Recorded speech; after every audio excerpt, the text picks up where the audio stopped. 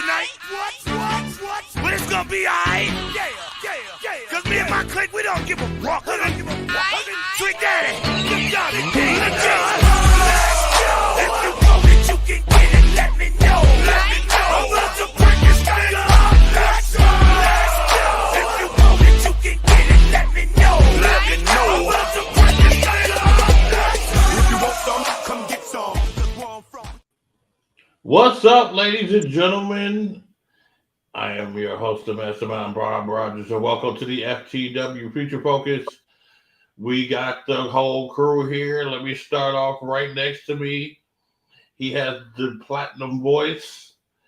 Makes Jim Ross seem like he got a frog in his throat and an arrow up his ass. Oh, What? wow. That's harsh, but go ahead. Okay. No, the man's got a golden voice. He's knowledgeable about wrestling. He's on IWTV and also Fight TV, but his home is right here at the FTW Network. He is your not so humble correspondent, Robert Black. Rob, what's up?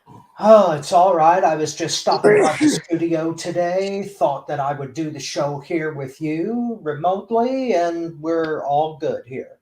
Yes, sir. Ready to rock. Okay, right next to me, he is silent. He is deadly. His initials are TKK. He looks mean. I don't even know if I want to introduce him. You're like you're about to smack somebody. Did you watch Rampage? His screen froze. Oh, that's playing. I'm about to say, man. Yeah, it ain't moving. I'm Either that or he's the stillest man in the world. like, he is a straight stone face today. I know. I'm already like, oh boy, what's going on? I think he froze. He did. He did, but at first I just thought he was just sitting there chilling. I thought you were just looking like I got to talk about Rampage and this crap. I'm about to clown today. All right, next, right with us, the one that's talking about clowning. He's got a lot of these fans. You know, he loves pro wrestling, but not as much as he loves Liv Morgan. Yes. God, dog. He is the gadget man, Chris Woods. What's up? I'm here to grace your guys' presence and talk wrestling. I was almost right again. I hate being right. Well, we got to get into that because I want to know this one. You got to drop the ball a couple times. I was almost right. Well, you must not be talking about Cody, Mr. But I'm right about Brock Lesnar. They just want him to have everything. We'll get to that bit. Next one. He is the president of the Motown Wrestling Group on Facebook. If you don't have a home that you want to talk wrestling, that's the place to go. Bunch of people, bunch of guys that are cool as I don't know what. Motown Wrestling Group, if you're watching, what's up? How y'all doing? Hi, Ty. The first lady. Hoping she tuned in. Unfortunately, she does like Jericho, though. Oh, that's her boo. And Omega. Like Jericho. Ugh. Huh? There's a lot of respectable people that like Chris Jericho. Come on. Who? Okay, they might be respectable, but that doesn't mean they got sense. We go with the AEW segment. No, he's the president of Motown Wrestling Group. He is Tony Motown Allen. Tony, what's up?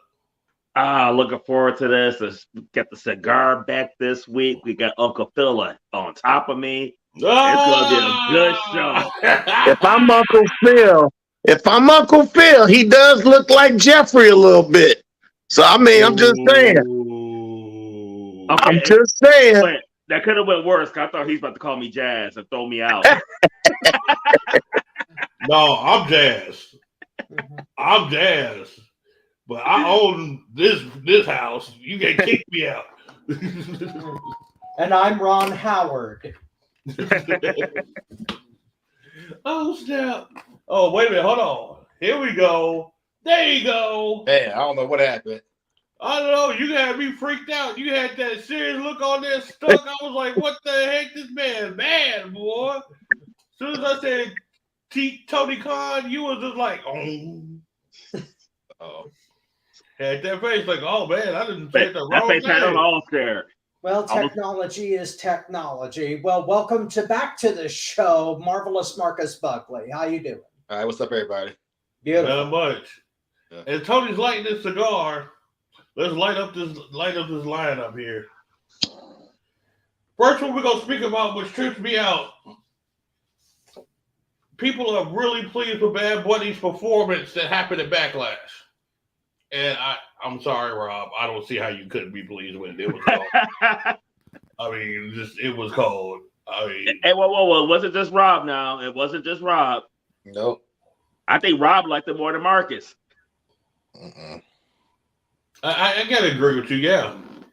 Close. Very close. Me and Marcus were on the same page there. Oh, no. We were outvoted, Marcus but was more, Marcus went in more than you did on that match. I thought the match was very entertaining. It fit the pay-per-view. Well, I don't know what book everybody was reading, but they liked it so much that they are actually talking about Bad Bunny taking on Roman Reigns for the undisputed title at a premium live event. And would this be good for the WWE, or would this be trash? Let's start off with the obvious answers we're going to get. Rob, go first. Oh, dear God in heaven. You got to give me Mr. No Fun right off the bat. Yes. All right, here we go. I mean, it's not like anybody don't know what you about to say here. No, you could look in my face and see what I'm gonna say already before I can look in the camera and you know. I don't know what you're about to say, Rob. What you about to say? Okay, all right. Let's set aside my personal issues here for a second and concentrate on whether this match is good or bad for the company. You already know I'm going to say it's bad, but it's not because of Bad Bunny himself. I'm going to set that aside for a minute. What I'm going to say instead is that this match is bad overall for the company because the more that they put on celebrities, the more that they concentrate and fall back on that, the worse it's going to be for the regular roster. Because Kevin Owens, Seth Rollins, and guys that are there 24/7, 7 days a week cannot compete with Bad Bunny's fame. And if people get used to guys like that being in the main event, they're not going to elevate. They're not going to excel. And people are going to get used to people like Logan Paul and Bad Bunny being in the main event all the time. And the ratings are going to slide because of that. It's lazy. Aside from how I feel about it and how celebrities in general in professional wrestling, there's a stigma here, and it's going to make the ratings go down the more they rely on people with the kind of following that Bad Bunny has. Chris. The key word in this statement was PLE. And that's when the eyes are on the product at the most. It's not a weekly show where you're getting 1 to 2 million views. They're doing these big events with 100,000 people, these big pay-per-views. And the other key word is entertainment. They don't care about wrestling anymore. Reigns is the most protected world champion I've ever seen. This guy's going to go through the next WrestleMania undefeated. And what you just mentioned about Kevin Owens and Rollins, they wasn't doing shit anyway, whether Bad Bunny's there or Logan Paul's there. They wasn't doing shit anyway. He already done beat them all. He done beat Cody Rhodes. He beat Brock Lesnar. You know, RKO, he's been injured. You know, AJ just came back. He's gonna beat AJ Styles. There's really nobody for him to fight but The Rock. You know, I mean, I'm saying he done knocked everybody off. He's protected. He's gonna have to start fighting the Usos one by one again. That's what started this whole thing. You know, you might as well fight Bad Bunny and take it back to Puerto Rico so you can have that pop and have that big crowd again. So I see it as a good thing. I'll be honest. It's sports entertainment. The company was bought by an entertainment company. This is going to be the norm. Is them having superstars come in that can actually perform, and you don't have to do it on a weekly basis, just at a random pay-per-view. Tony. Oh, Chris, you motherfucker.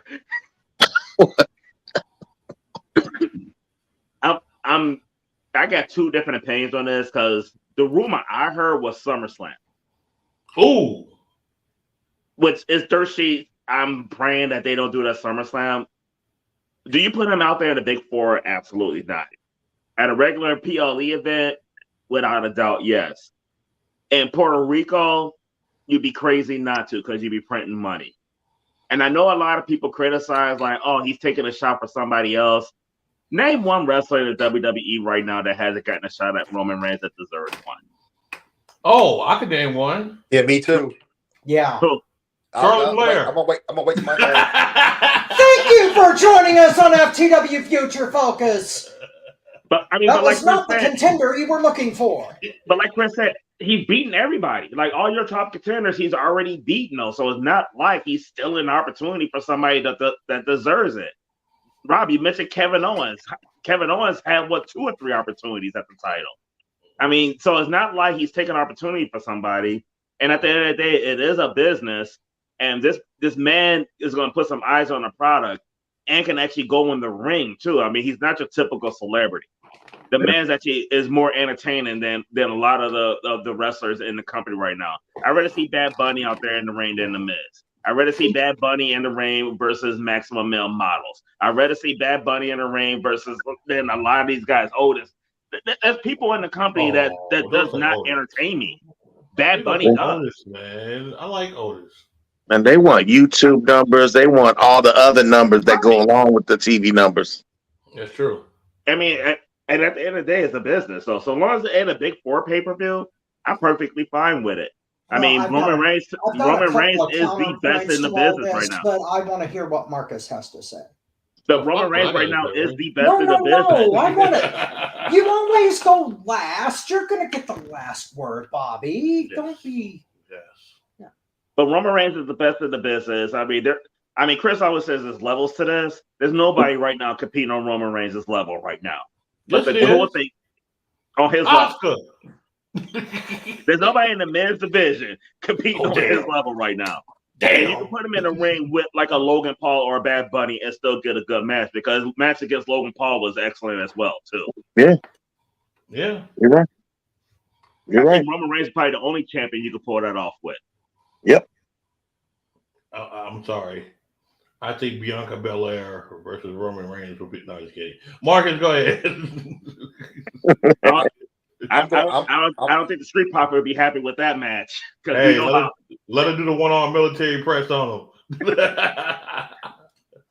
Marcus, go ahead. I'm going to say yes and no. From a businesses, yes. When you consider the mainstream popularity that but Bad Bunny brings with the biggest star in wrestling right now, then Endeavor would love that. It's a return on their investment. But as a fan, absolutely not. I do not want to see this. You guys want to ask who they could put Roman with, especially if it's SummerSlam? Well, what I would have said until last Friday was Bobby Lashley, because they haven't done that match in over a year. They haven't had a long program yet, and SummerSlam would have been enough time to build Bobby Lashley back up and had a good SummerSlam match. I think that would have him face Reigns again. And, well, regardless, I'd rather see that than Bad Bunny. Sorry, You already beat him. yeah, it's been way over a year. They 1-1. They haven't had their third match, so since that he's done Edge again, he's done Owens again, so they can do Lashley again, especially since it's been that long a period of time that they've had their last match. But the match is going to suck. It's not going to be the hardcore match.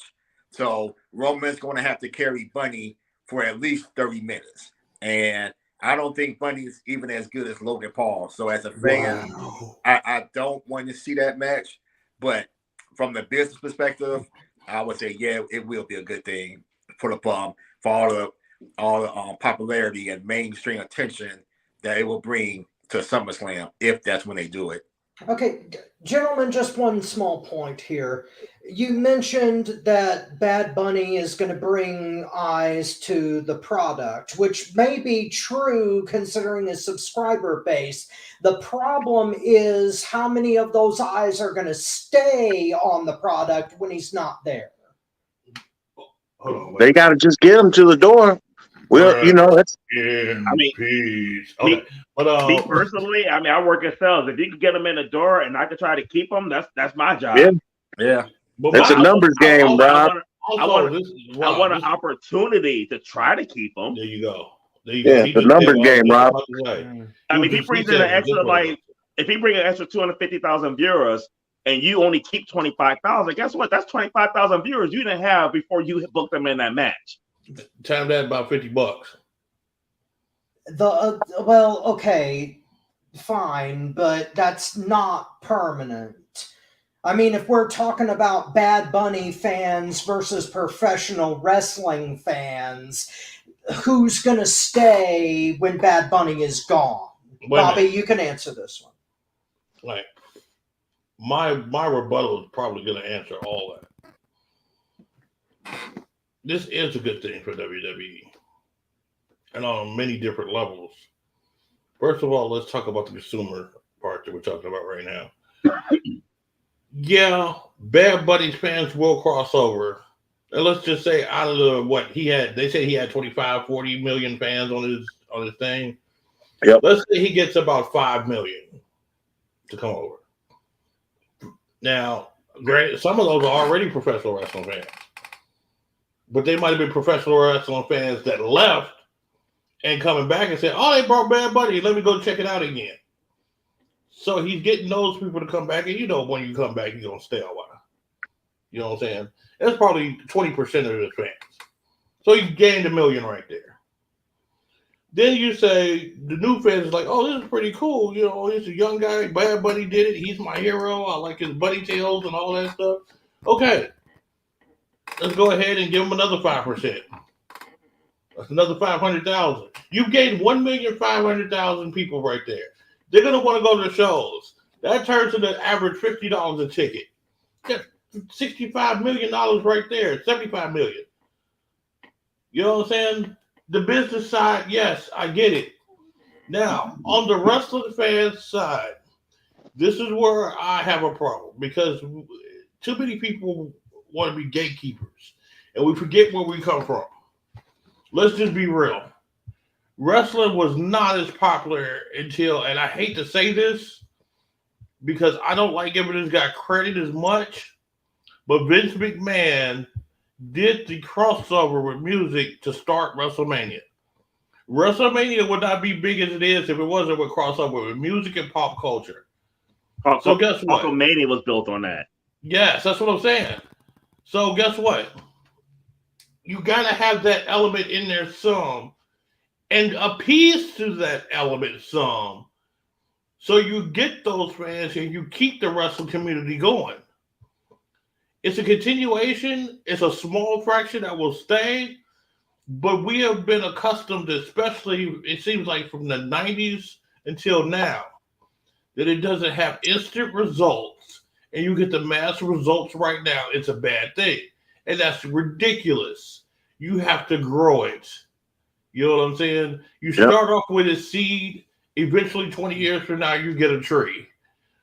This is a seed that they're replanting right now because they lost so much because the other trees have died. So guess what? You're replanting that seed, and then you're going to grow a tree in about 20 years. We might not be able to see it. You know what I'm saying? But the wrestling business will butt in the next 20 years to come back and be forceful like it was when it was the Attitude Era. If they keep doing this, you can't. And this is what I mean about when we talk about the Young Bucks and how disgusted I am with them. It goes to the same foundation that what I'm talking about. Fundamentals. How did you get there? What made you successful? This formula made WWE successful, which is why they are the top company right now. Vince McMahon's other decisions screwed up a lot. I will agree with that 100%. But this formula is what butted wrestling into what we enjoy. But Bobby, it also caused a lot of the problems we've been complaining about along the last 20 years. It's a double-edged sword, gentlemen. But see, because I get what you're saying. I get what you're saying. But my thing is this: I don't think it's so much that the actual performers, and when we started putting pop culture into it, I think it was Vince McMahon himself that screwed it up. Because he could have did it in a way where it didn't screw up. That was his decision making. Because when you think about it too, when you think about it, probably the biggest wrestling era was the Attitude Era and the Monday Night Wars. And that was a lot of celebrities' involvement in that to get more eyes on the product. Yep. And it like you had basketball fans, especially Chicago, tune in to Nitro because nobody knew where Dennis Rodman was at until he popped up on Nitro. Mike Tyson. Yeah. But let me also think about this. And think about this. From WrestleMania 1, when they did this in a big fashion, right, it dropped off and fans dropped off. Then you get to the Monday Night Wars, they start doing it again. Fans pick up. Hasn't been done since. And it's dropped off drastically. Right. Again, you got to replant the seed. Guys, we're talking about something that can go horribly wrong here. You get Bad Bunny today, then you get Snooki, then you get Steve Harvey wrestling in matches, and we already got Snooki. Match again. We already got Snooki. Hold on. We got Snoop Dogg. We liked Snoop Dogg the other day. The other month. This is the difference. This is the difference, though. Logan Paul, which I strongly dislike. Bad Bunny, which I got a lot of respect for, did not just come in there and do a guest appearance, throw a couple of punches, do a stupid ass move, and he's out of there like they did in the old days. These guys perform. They perform better than half the roster. Yeah. Now, if you talk about giving Bad Bunny a belt, that's where I think. I can't say. If you talk about giving Logan Paul a belt, that's where I got a problem. Bad Bunny, I honestly wouldn't have a problem with. Really? Yeah. Every time I see them, they get better too. Right. I would probably either one of them getting the belt, to be honest with you. But to be honest with you, if Bad Bunny is done for this, Detroit is not the place. There's only it's 4 cities in the United States you can pull that off at. Los Angeles, New York, Miami, especially. Miami would probably be the #1 spot. And if they go back to Puerto Rico. No, #1 spot's Puerto Rico. Put that match at Puerto Rico. I'm talking about in the continental United States. Oh, okay. Okay. Okay. Or Chicago. LA, I think Miami would be first, LA would be second, Chicago would be third, New York would be fourth. Because you have a strong population of Puerto Rican and Latino people in those cities. Yeah. And that's where I think the win would work because you got that homegrown stuff there and it can get a big pop and everything. Now, he can lose it the next week. He can lose and they get mad and the Usos beat the crap out of him like it's a gang fight. And, we're used to that in Chicago. So, right. We can relate to it. You know what I'm saying? We can relate to it. Well, gentlemen, I understand that I'm in the minority here, but I concede some of the financial stuff. But as far as the in-ring quality goes, I'm sorry, this is a bad idea. Wait a minute, Rob, you feel like you're the minority? On this show, yes. Well, welcome to the neighborhood, bro. Thank you for joining us on FTW Future Focus. Oh. But one thing, Rob, I know you don't like it for the wrestler fans, but you got to keep in mind, too, their target audience is not wrestling fans. They're entertainment product. Yep. See, But these that's guys part are of the training too, problem. Rob. Yeah. I mean, can't you give the guy credit for training to become a wrestler? I I mean, he's can't, not allowed to Chris. train to become a wrestler. I can give him I training. can give him credit, Chris. Yeah. I mean, there's not many But, celebrities. I can't think of any, to be honest with you, but there's not many. I mean, Logan Paul is an athlete, so I don't count him. I can't think of another celebrity that performed better than him. Look, I'm talking about the overall situation here. Bad Bunny could be the greatest professional wrestler celebrity since Mr. T, but that doesn't change the fact that WWE, you're right, is getting away from professional wrestling. And that's what we've been complaining about for years. But see, this is hold on. They're entertainment though, Rob. They've been entertainment for like decades now. Yeah, but let me say this. We're going to move on to the next subject. You said out of your own mouth that the problem is WWE has been going away from professional wrestling. And I agree with you when it comes to these past celebrities that just came in there and did a couple of dumbass punches and ran off. What Tony pointed out contradicts and agrees with you at the same time. Bad Bunny and Logan Paul trained to be in the arts. They're not celebrities that's coming in there goofing off. They going in there and they're performing better than half the roster that they have that's considered professional wrestlers. So why is it okay that a guy like me can come off the street, go to an independent, learn how to wrestle, then go to WWE and I'm accepted, but this man might have a little bit of money, can get trained like Rick Rogers, one of the guys that's here in Indiana, that's trained a lot of people. He's one of the biggest trainers there is. But he had a lot of money and he could hire somebody like a Rick Rogers or something like that, learn how to be a professional wrestler, and then go in there and perform. He's done, honestly, these guys done more than the Young Bucks. The Young Bucks learned in their backyard. They went to actual trainers and learned how to do this. So in my opinion, they are professional wrestlers. They just rich and they're famous.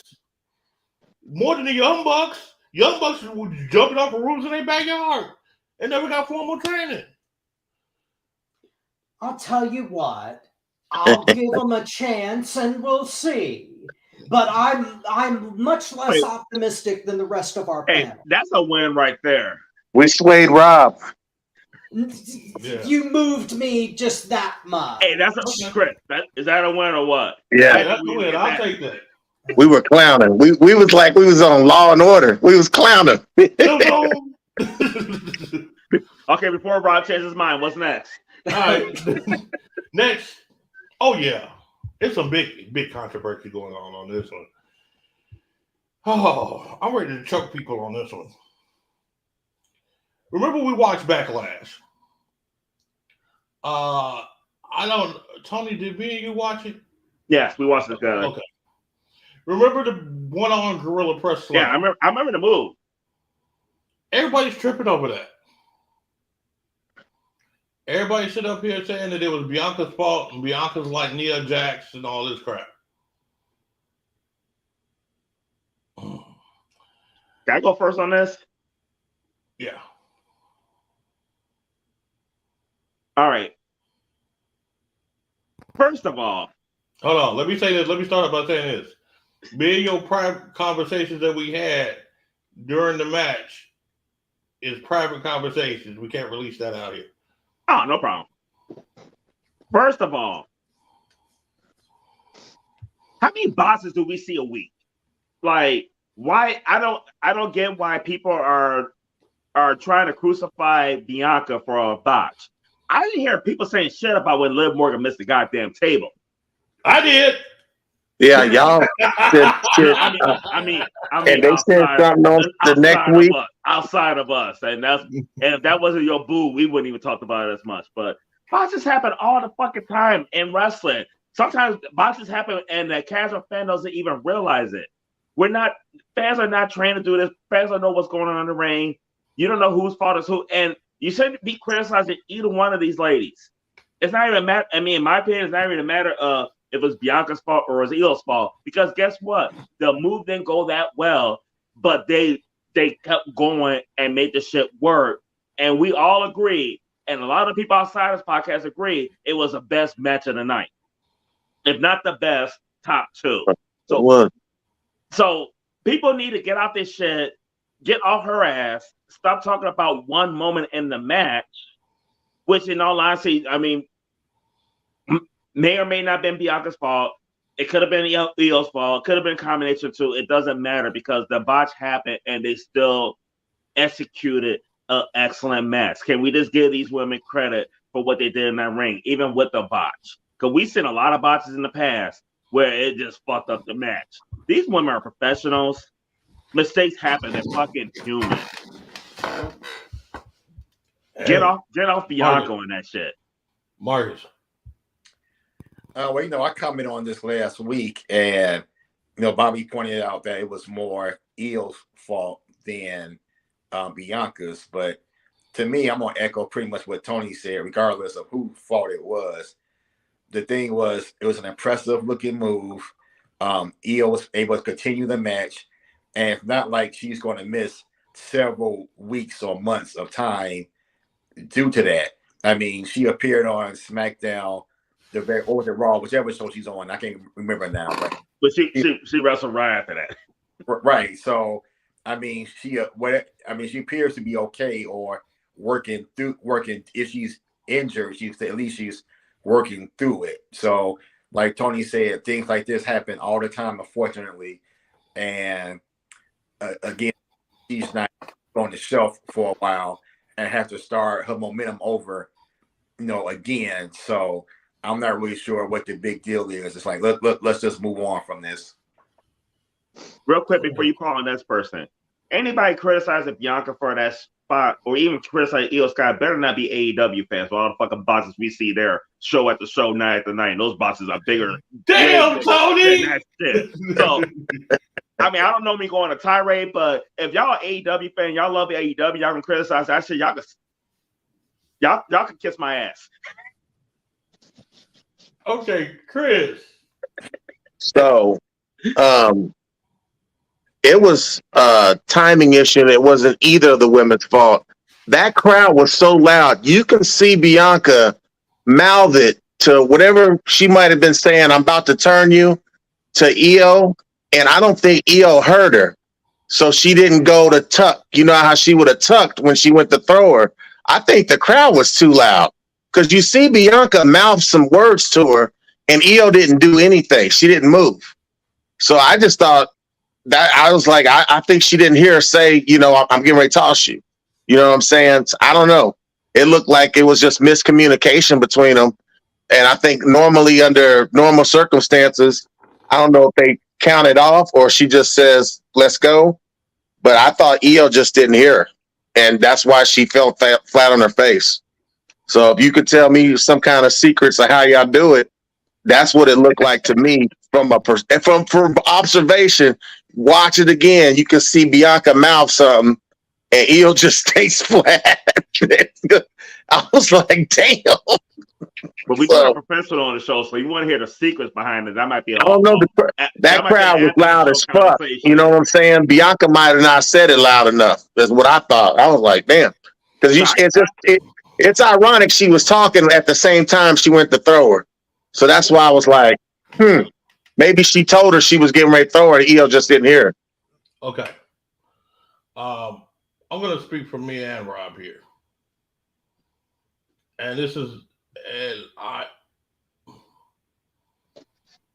this subject pisses me off highly. And it's not because the fans are talking about it. I understand why the fans are talking about it. Why Chris is eating some sweet potatoes or something.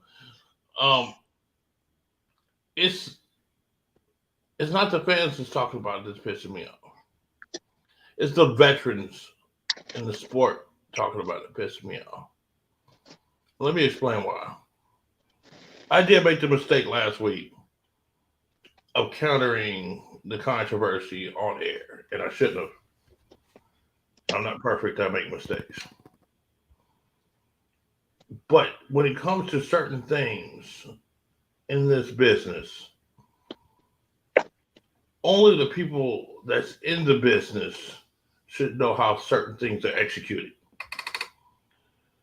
My thing is, you have veterans getting on these message boards, getting on Facebook, getting on Discord, whatever the hell that is, getting on Twitter and whatever the hell else, Instagram or Bookface, you know. yeah. And they want to talk about, well, this is not correct because they didn't execute it like this and blah, blah, blah. Granted, I made that same mistake too. And I apologize for that. That's why I stopped. But you have people continuously going. What happened to wrestling being the sacred business to where, hey, guess what? You got to go to school. You have to go to wrestling school to learn this. You have to go to wrestling school to learn the proper way of doing this. And keeping that tradition the way it was. Because I hate hitting on the same point again. That's how you come up with people like the Young Bucks. That hasn't been in school. They listen to all these people. Well, let's try it like this in our backyard on top of some mattresses with some Cheetos. And they don't get properly trained because they don't understand the psychology behind it. But we're letting it happen because we're sitting up here yapping off at the mouth. It should have been a question in the first place. It should have been brought out in the first place. Because when it started really taking off was when veterans started cluing in and saying this, that, and the other. If fans want to have their own opinion on something, let them have it. But people of the media and people that are veterans of this sport should not be talking about this.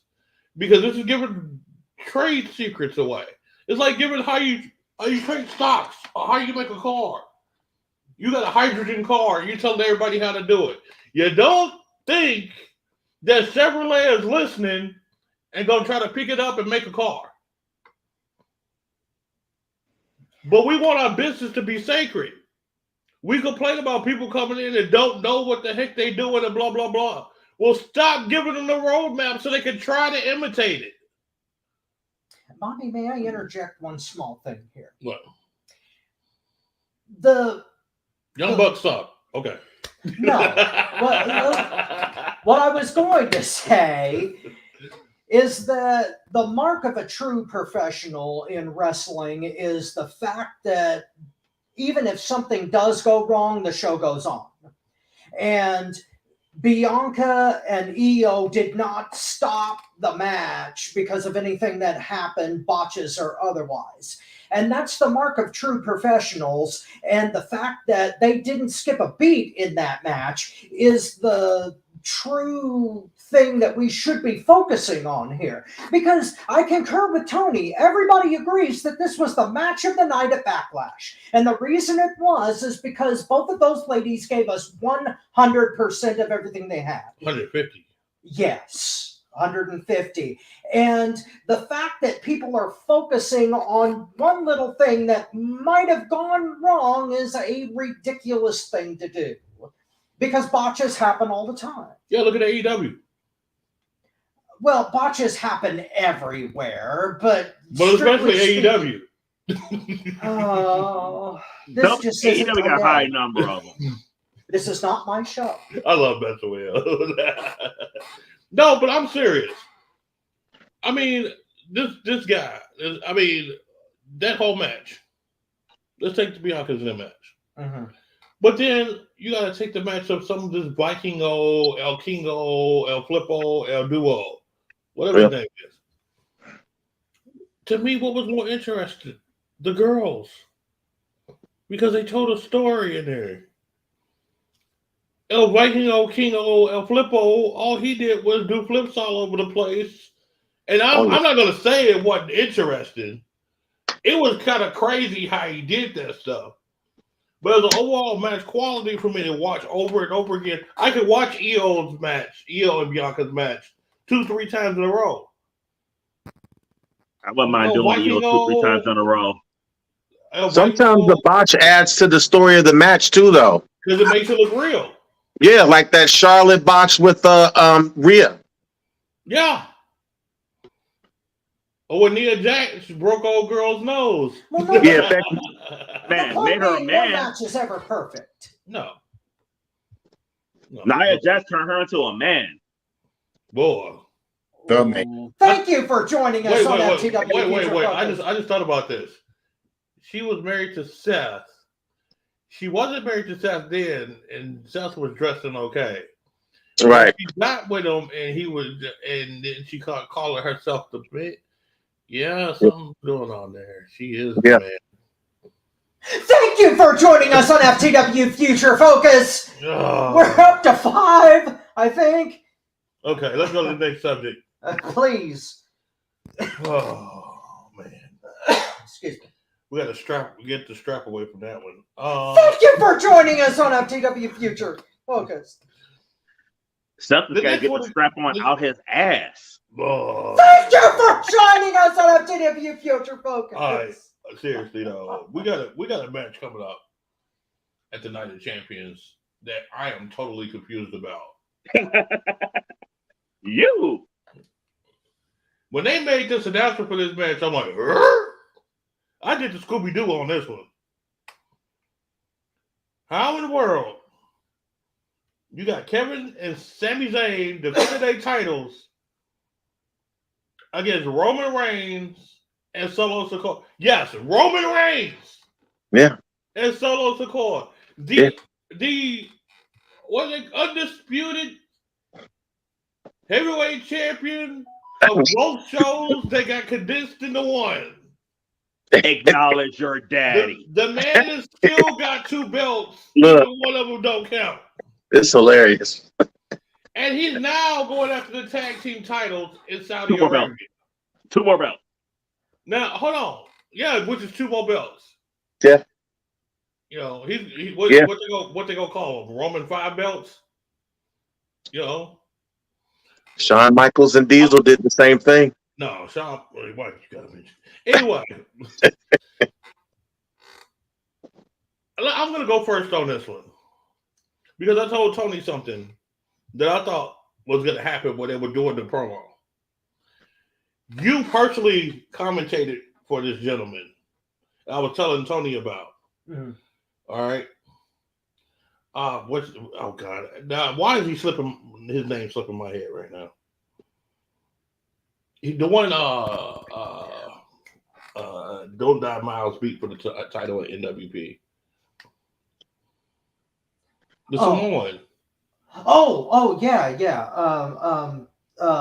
Solomon Tupu. Oh, I thought it was Jacob Fatu. No, Solomon Tupu. Okay, I'm really wrong slipping. guy. Great guy, though. Solomon Tupu should be in the WWE, and I believe he is in developmental right now. Okay, I got the names mixed up. Yes, you did. Okay. Yeah, Jacob Fatu is not the same gentleman. Okay, well, I feel like a dummy now, and my whole philosophy has went out the window. Solomon, we apologize, but that's okay because you're a great guy. Fantastic talent. Yes, you are. are. The Pacific Dragon is what he calls it. And you have to understand, we get told we look alike a lot, so please understand it's my apologies. Yeah. My bad. We're twins. Yes, yeah. But even with him, let's just say it's him, right? He can still pull it off. I mean, if Roman Reigns sat up there and said, who's gonna go for the title would be Solo Sikoa and Solomon Tupu or Jacob Fatu. And they tag team, their debut would be in Saudi Arabia, which will make sense because Roman has all the pull in the world, but Roman's not actually in the match, but he cost Sami and them the titles and have those 2 win the tag team titles. It would make more sense of a story and long-term storytelling. But no, he's going to wrestle it. It makes no sense. Why are you trying to get the tag team titles? You're already a double world champion. This is just you talk about lazy booking. This is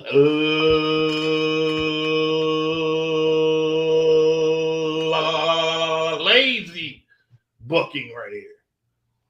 Saudi Arabia wants to see him. Cool. He's on the side.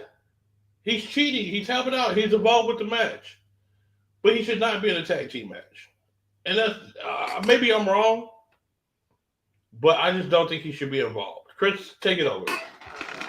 Well, either this is going to be, was it?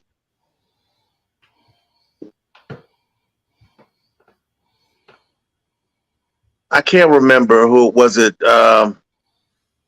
Triple H that had the world title and the tag title, or was it Cena that had the world title and the tag title? It was Triple H they've done it and a few Austin. times, but Cena and HBK were tag champs. And okay, and when Cena was the world champion, but they've done that a couple times. The Triple H and bloodline. Austin did it too. The one-man power. I thought Cena was U.S. champ and a tag champ.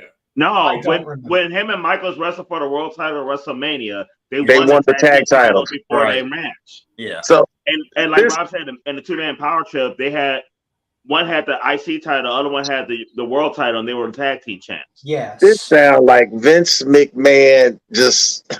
That bloodline. We all know it was the best storyline last year, and then something happened when they didn't give Sami Zayn the title in Montreal. To me, they should have ended the whole storyline and started something new. It seemed like they was holding on with the string.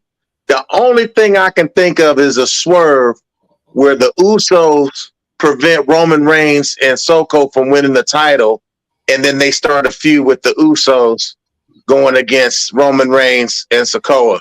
So if they don't do that and Reigns wins the tag team titles, then are they going to create a world tag team title like they created a world heavyweight championship?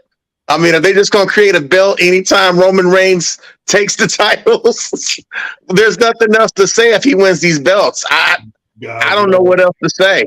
It will ruin the brand split. I know that. Wow, good point, Marcus. See, this is what's going to happen. It's already been set up. Okay, Roman and Sikoa is going to win the belts. Oh God. Okay. Why you gotta disappoint me? And then what's gonna happen is the same way Trish was able to be a tag champion when Lita got jumped and they lost the belts. They're gonna split the Usos and they're gonna take turns tagging with Solo, going back and forth and be a tag team champions. It's gonna be the Freebird rule.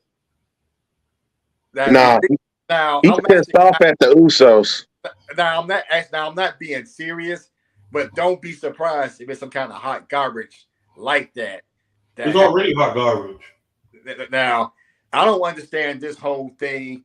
How is it that the night of champions, and your undisputed champion isn't making a title defense? I don't know. The whole card. I mean, I don't know if we're gonna cover this card later, but. Don't be surprised it's some kind of foolery. I think what they're trying to do is further this bloodline story, and obviously I don't think they're going to win, but don't be surprised. So I don't know. They're making me lose interest in the whole bloodline storyline quicker and quicker because I think it's gone. I agree with Chris. They should have ended this and move on. Now they're just stretching this real thin now. So I don't know what they're going with this. I'm not that interested. It's getting kind of lame to me. Wow. Hey, Tony, go ahead. All right. There's a lot of moving parts on this, and there's a lot of shit that doesn't make sense on this. Nope. You have Kevin Owens and Sami Zayn, the undisputed tag team champions, but I don't know why they already create another tag team title for SmackDown because they in the same boat as Roman.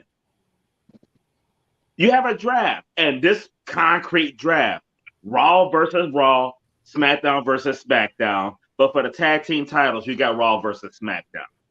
Then they kind of like just kind of pissed on the draft that like even though like they specifically said Roman's not gonna be on Raw no more. He's on SmackDown. Whatever show you drafted on, that's the show you're gonna be on. But yet the Bloodline are wrestling the SmackDown Tag Team Champions. How does that make sense? In addition to this, the match in Saudi Arabia.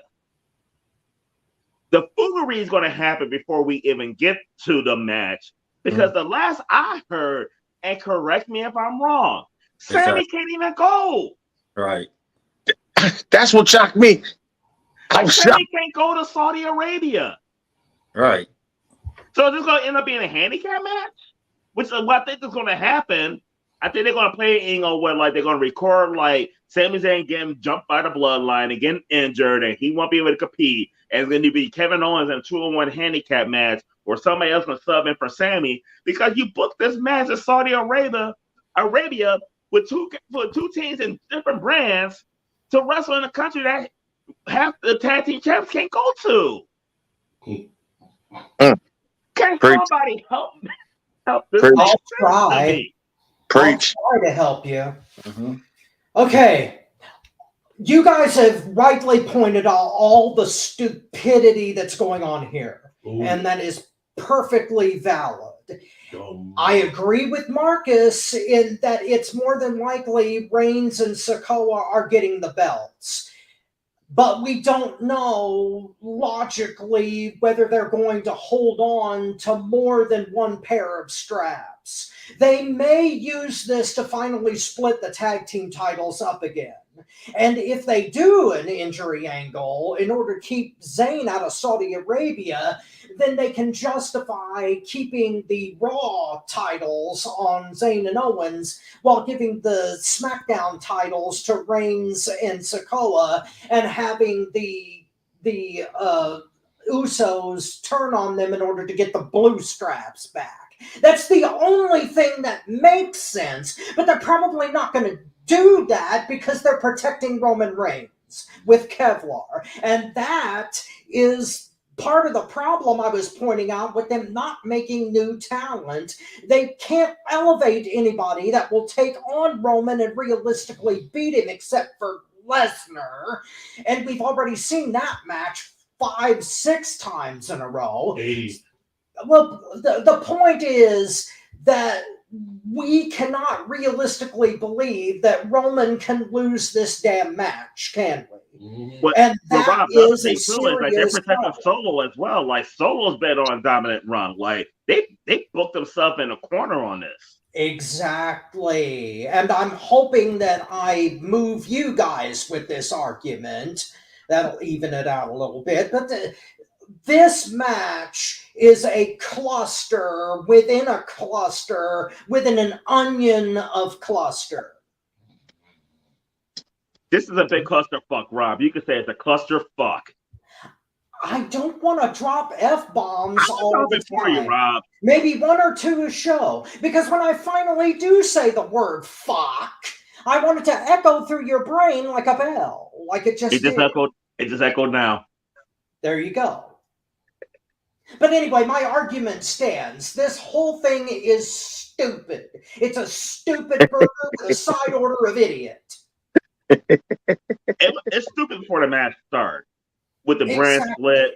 It was stupid when the draft happened. They've screwed that up completely. We know not to listen to the draft. They just gonna wrestle wherever they want. Exactly. Yep. But Chris, they normally wait a month or two before they start doing this shit. They booked this shit a week after the draft. This got McMahon's fingerprints all over it, man. They don't and you booked care. and Sammy is booked in Saudi Arabia and they don't want him there. He don't Sammy care, man. was wanted at Saudi Arabia as I wanted at a fucking KKK rally. Well, my point is Marcus is probably right about all this. Marcus usually is right. You think Sami Zayn is a McMahon guy? I think Sami Zayn is Exactly. So why not book a match like this to get the belts off them in Saudi Arabia, knowing he can't go? Because the more I think about it, if Saudi Arabia It's sabotage. allows Sami Zayn to go there and defend the titles, Sabotage. he's taking the pin. Because that's the only way they're going to say, okay, he's going to get his ass whooped. They could have taken care of it in a less convoluted way. This way is trying to get from point A to point B by going in a quadrilateral horizontal sphere. It's ridiculous. But Marcus mentioned one thing, and this is my theory on why they're doing it, where like the Roman Reigns not defending his title in Saudi Arabia. They're doing everything in their power to make us believe that the world title is going to be somewhat relevant. And I think that's why he's not defending his title at the show, because that's going to outshadow the new world champion. That's my theory on it, though. But I think that's what they're thinking is because Roman is the best champion we have right now. That title's a secondary title, but they're trying to yeah, that makes sense. Delusion us into thinking that the title actually means something, because that's the only title that's going to be. We'll see if it's the main event or not, though. Well, I'm sorry, but if the nostalgia belt came with free cocaine, it still wouldn't be relevant. I'm sorry. No, but if it came with if that world moose. Okay. But Rob, if that world title came with a case of white Hennessy, I'll be all for it. Wow. Wow. Okay, so and if that title came with Mandy Rose, it won't be the only thing coming. Thank you for joining us on FTW Future Focus. So now we're going to move on to the world title. Since we talk about Saudi Arabia, finals are Seth Rollins versus AJ Styles. Oh my God! I'm fucking dying over that shit. Great transition. Fucking dying over the shit. I got a question. I'm not asking who you think is going to win, because they just made this totally obvious. But the question is, who really deserves it? Would it be Seth Rollins or would it be AJ Styles? Tony, go first. But first of all, I'm laughing my ass off because everybody was sure Cody Rhodes was going to win that title, and that motherfucker ain't even in it. I only want to hit that shit. The person that deserves to win, in my opinion, is the person that is going to win, and that's Seth freaking Rollins. Now, don't get me wrong. Anybody that don't believe me, watch last week's show. I already said that the way they booked this shit, it was already booked as a spoiler. No, we already knew whoever won on SmackDown was not winning the title. I said it before we knew who was in it. AJ is phenomenal, and I love I love both matches he was in on SmackDown. I love the phenomenal forearm. I love everything about AJ Styles. But Seth freaking Rollins is more over right now than AJ Styles is right now with the fans. And the work that Seth Rollins has been putting Cody over and over again. The work that Seth is doing, he deserves this title for his work right now over the last year in the WWE. So I'm happy, and I was wanted Seth to win it. He was my second pick behind Dominic to win the world title. And seeing how this played out, I am happy that they're finally going to give him a run. I'm happy. Seth Rollins deserves it. But that don't mean that AJ Styles don't deserve a run. It don't mean that he ain't phenomenal, because AJ Styles is everything that he ever told you guys he is. He is still phenomenal at like 40-some years old, however old he is at this point. But Seth Rollins deserved to be the first champion between these two. Marcus. I think it definitely deserves to be Seth. Seth is to me the most over babyface they have. You know, even more than Cody, in my opinion. I think he's even more over than him. I mean, like Tony said, he's been putting in work, and they put the belt on him. I think it adds some legitimacy to it, because I think a babyface needs to hold that title. And if they ever decide to go the route of, you know, the world champion versus the universal champion, well, that storyline is already built with Seth and Roman already. So you look at that Survivor Series, huh? Yeah. I found. Oh, damn it! You beat me to saying it, but that's exactly what I was going to say. If they want to go that route, SummerSlam, Survivor Series. Well, that's a perfect pay-per-view for that. So I'm going with, I think Seth deserves it more than AJ. Chris. Yeah, it's unanimous.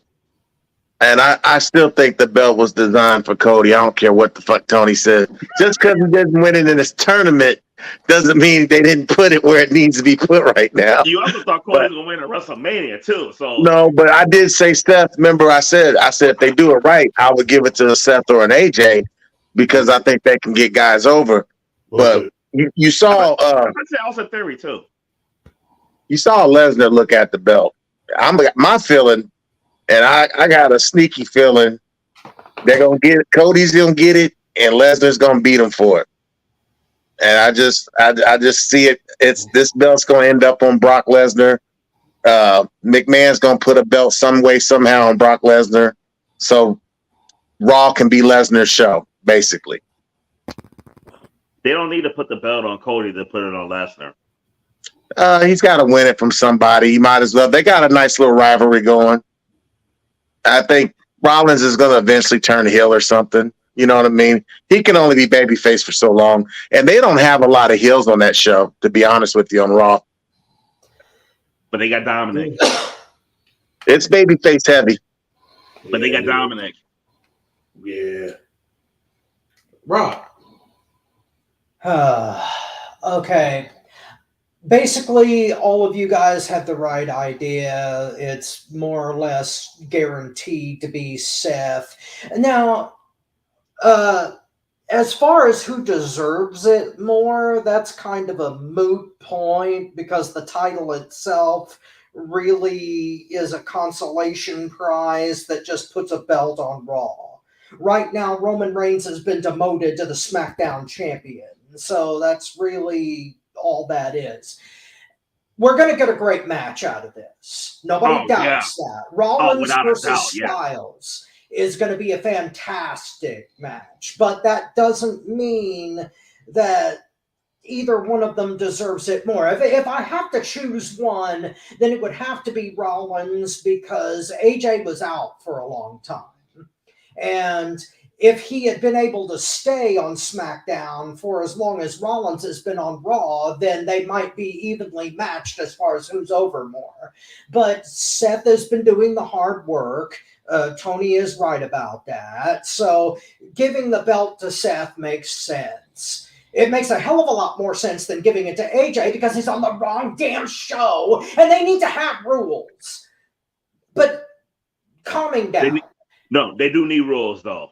Yeah, they definitely need rules and they need to stick to them. But Seth should get the belt, even though it means nothing. And Chris is probably right in that Lesnar's going to end up getting his grubby paws on the damn thing.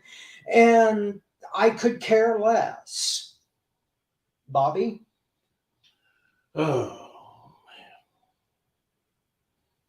I don't know why I'm the only one that think AJ should get the belt. I think AJ Styles deserves that belt way more than Seth Rollins. AJ Styles is a world-renowned superstar.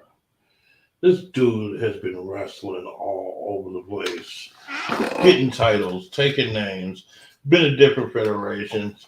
To me, he gives more legitimacy to the belt than Seth Rollins. Rollins has only been, he's been independent and he's been in one place. Yeah. I mean, AJ has been in all of them. Mm-hmm. You know, I mean, he has phenomenal matches. Everybody agrees with that, thank God. Because I was about to say, if somebody didn't agree, I was about to just cry.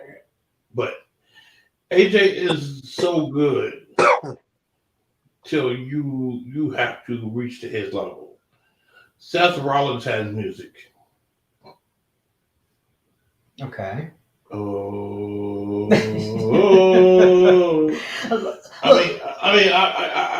I get the song.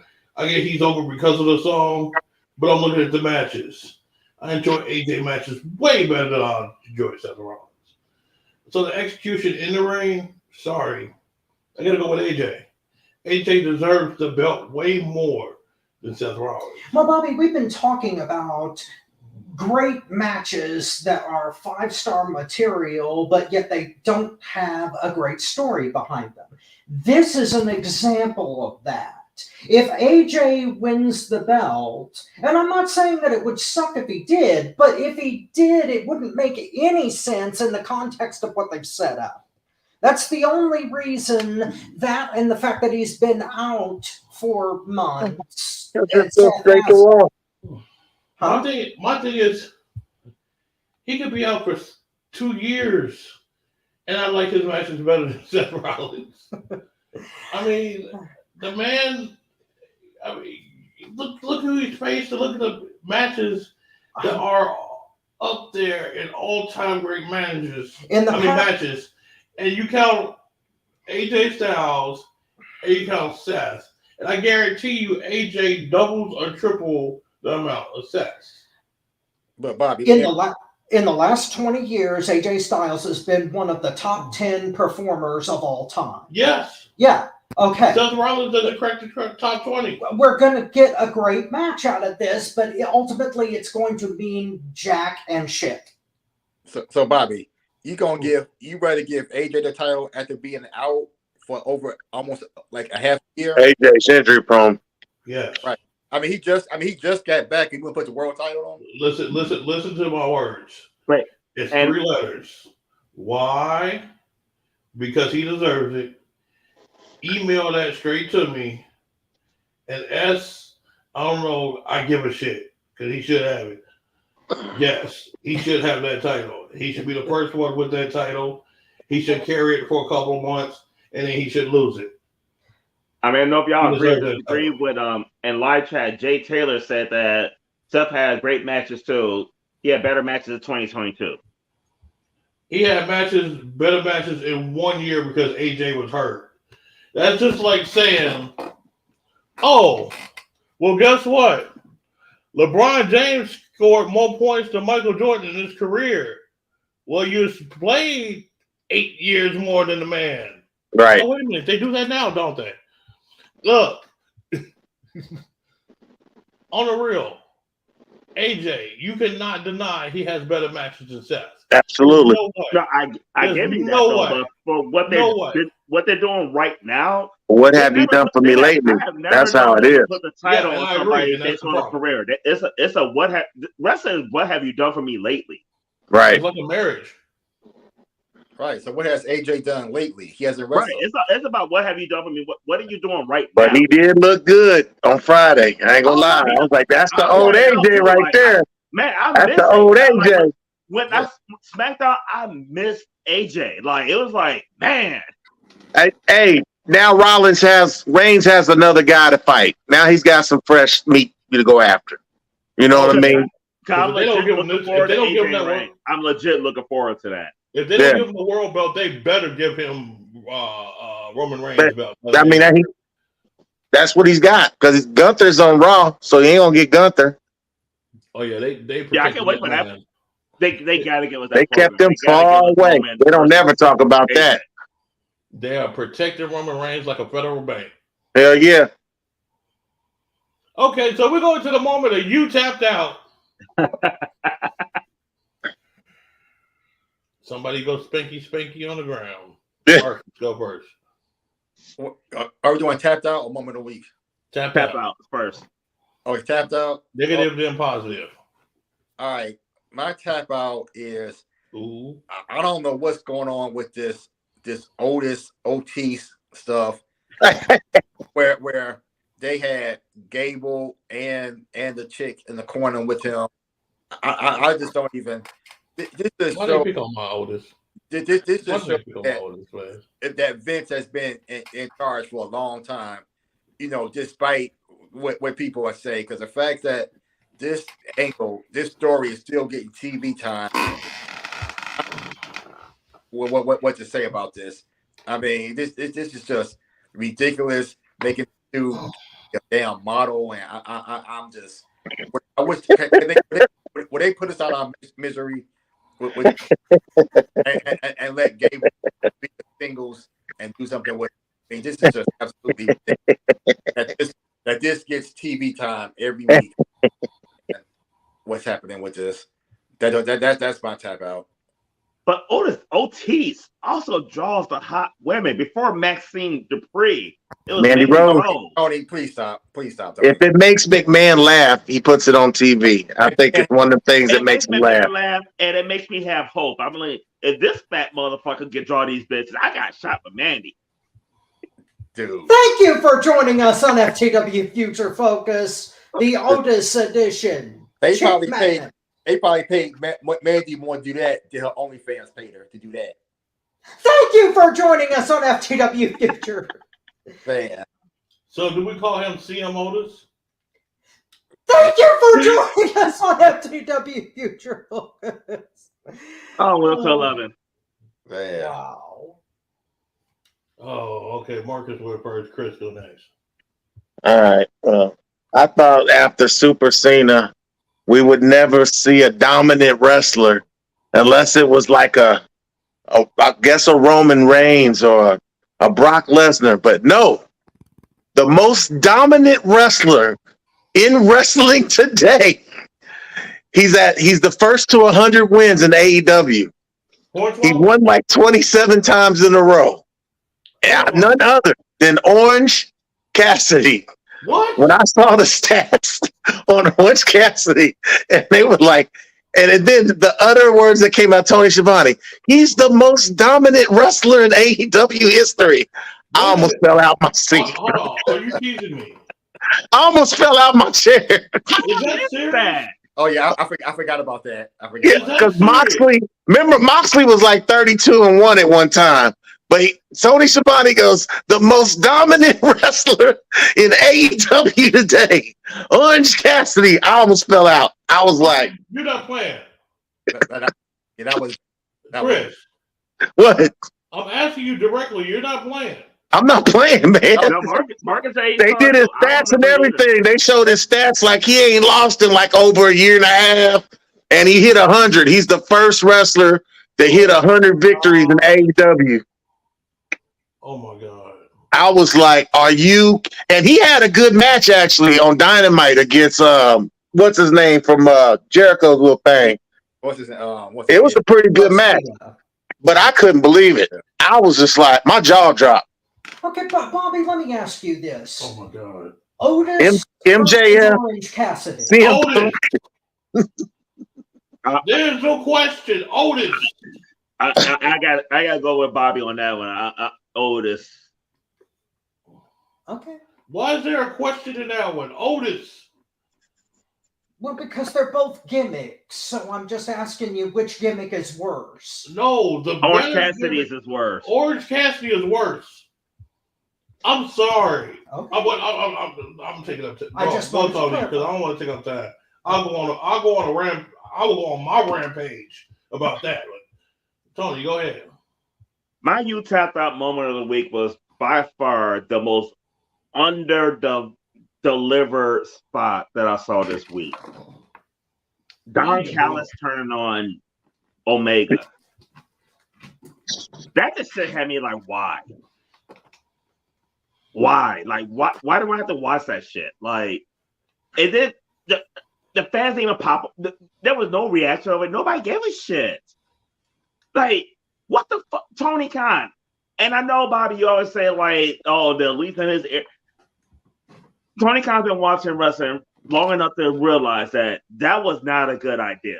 And it wasn't even a turn where, like, oh, he joined the Blackpool Combat Club and the shit ended with him in the ring with them, with Omega laying out in the ring. It didn't even end with him bringing in some new talent that he's going to be working. That was just him. Does anybody really give a fuck? Shit. That Don Callis turned on Omega. You had the most irrelevant motherfucker in your company turn on the guy you try to, and this was straight like trying to force feed babyface him to us. But you picked one of the most irrelevant motherfuckers in the company to do this. If you're going to have somebody, if you're going to try to make Omega a babyface and get sympathy and have a turn to have that happen, I'm sorry, Bobby. Well, why the fuck wasn't it the Young Bucks that turned on him? Oh, I agree. I agree with you 100%. Don I Callis. can't deny that. But you know why it wasn't? You know why it wasn't? No, It's I them don't know. two. Because Tony Khan's a goddamn idiot. Not only that, you know what it is? Just say it. No, I said it. Tony Khan It's is a not only fucking- that. It's other stuff to it too. I'll say it because Tony stole my tap out moment. Really? Yeah, that was my tap out moment. The Don Callis heel turn. Well, I am shocked. Take it back it then. Keep going. Keep it No, going. it was ridiculous, and the only reason of doing it was to keep all of the elite babyface because there was no more hated human being in AEW than Don Callis. So putting him with Blackpool Combat Club was not only did it come out of the blue, but it was both obvious and nonsensical at the same damn time. I'm gonna go ahead on my turn and just say what that part. But we don't even know if No, it's no, putting no, him with the best. But it felt like he wasn't even joining them. It's just like he just did it to do it. Isn't the screwdriver the worst gimmick weapon though of all time? Well, yes, because he actually had to gouge it into the man's head. You saw the wound it left. That was legit. There's no way to hide that. It's stupid. But here's the thing. I think what Bobby's trying to say is that the reason the Bucks didn't turn on Omega and had Callis do it instead is because the elite want to stay babyface in a political sense against Punk because he's coming back. Thank you. No, I get that. And I get that. But the reason I still blame Tony Khan is I don't give a fuck what you think. You think Vince McMahon's gonna go with an irrelevant motherfucker to do this turn instead of what's really gonna get a pop out of the people? McMahon's not even that disconnected. Yeah, that's true. I agree with you 100%. Tony Khan needed to grow some fucking balls and be a goddamn boss. If you want to run a company, run the motherfucking company. Tony Khan should have did that shit. It would have been more better. No, the Bucks stopped there. I would have felt better if Tony Khan came out there. That's what I'm saying. McMahon did his own dirty work. All right, my moment of my tap out moment. I actually am going to comment on that on a subject that we're going to have later, and it'll make sense. But I'm going to skip mine until later. Okay. So speaking of CM Punk, man, everything's tied in today, baby. Yeah. Wait. We got to do moment of the week. Oh yeah, moment of the week. Go ahead. Sorry. Go ahead, Tony. Okay. I'm going my second moment of the week because I already know what Bobby's moment of the week was, which would have been mine. So I'm not going to steal it. My moment of the week. Brock Lesnar. I'm about to everybody, not just on this panel here, in Motown's wrestling group, in entire wrestling, everybody was sure Cody Rhodes was going to be the first world champion. Everybody was sure about that shit. I'm just like when I said Cody ain't being Roman Reigns, and y'all looking at me like I'm crazy. Not just y'all for, but people in the group and anybody. Oh, you crazy if you think Cody Rhodes going to lose the world. And everybody thought, I was like, there is no way in hell Cody Rhodes is winning that title. And along come Brock Lesnar to make me right once again. My only disappointment in this shit is the fact that I didn't win no money on this motherfucker. McMahon hates Rhodes. Like a dresser. I keep telling y'all. And he's McMahon the champion because there's no one Triple else H happening. hate the Rhodes family. You got two petty motherfuckers running the company. Cody Rhodes ain't winning the title later. That motherfucker gonna step the fucking belt. He'd be lucky if he's not some polka dot by WrestleMania next year. Wow. Like I said, Stardust is inevitable. They are petty. Planetary. They are petty. I'm enjoying it because I'm fucking right about this shit. That's fucked up. That's fucked up. Marcus, what's your There's moment? consequences to your actions. This motherfucker walked out on them, took all the shots at them, and thought they were gonna make him the world champion. Like Cody, please. He never should have went back. Oh God. Oh God. Marcus, go ahead. Fuck. My moment of the week was the three-way dance with Ray, Edge, and AJ. I thought that was a good match. With I could have actually, I really could have seen any one of them winning. I thought it was a nice pace. I didn't notice anybody. It wasn't obvious to me that anybody took a nap under the ring while they caught their air. No, caught their breath. I don't know what's wrong with me. Caught their breath. So, three vets who've done tons of these matches, and I thought it was a nice TV match. So I enjoyed that match. That's my moment.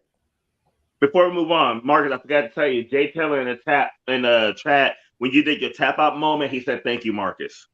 You're welcome, dude. You're welcome. Chris, what's your moment? Well, I'm done betting on Cody Rhodes. I'm gonna tell you that right now. I ain't betting on that motherfucker ever again. Never. Never, ever. That motherfucker ain't gonna never win a belt again. Never gonna get it. Not this time. Never Yeah, gonna get he'll it. go to NXT and I ain't betting on that motherfucker to win the title. Oh, hell no. Carmelo beating him. Y'all gonna hate me because I enjoyed AEW for once. Dynamite wasn't that bad. And I actually like Dynamite. The cage match was good until until that motherfucker. No. I thought it was the No, it ripcord wasn't through the good match. It cage. wasn't I good never match. seen that before. I kind of jumped out my seat. I was like, Yeah. oh shit. I agree with you. I agree with you. They got chemistry. Them two guys got chemistry. It was one of their better matches that they had. I thought, just in my opinion. I thought it was a nice little main event until all that Don Bull at the end, all the shenanigans. They can't leave well enough alone. They don't have no way to just end the match with the move, the fallen angel, whatever it's called. That was a nice finisher. Match was over, ended like that. But no, they gotta fuck everything up. But up until that point, I was thoroughly enjoying that match. I thought it was pretty good. I agree with you because because that's why that moment ruined it for me, because that moment was just made a good match like a dud. Yeah. And that's what AEW does. They turn their shit to trash. I agree with you, Chris, on that one. I definitely agree with you. Yeah, that was a good match. Chris, Tony, Marcus, you stole both my things this week. That cage match was my moment of the week for everything that you just said. Hey, you know me and you, Rob. Me and you be like this, brother. Yeah. But yeah, that cage match was awesome. It was. It was one of the better cage matches I've seen in a long time. Oh yeah, Moxley and Omega have a way of doing hardcore and death matches that is palatable to American audiences. Yeah. And they click. It wasn't over the top. Yeah. They click so damn well, especially in that cage, but then they had to screw the whole damn thing up with Callis. I think it's because they mix in Japanese strong style with their style. Yeah, that's what I like about it. And Omega, that's Kenny Omega at his best, and Jon Moxley was over there. I mean, he adapted that well too. So yeah. Yes, but I'm making up time for stealing other people's moments and tap outs because you've both got me this week. All right, my moment of the week.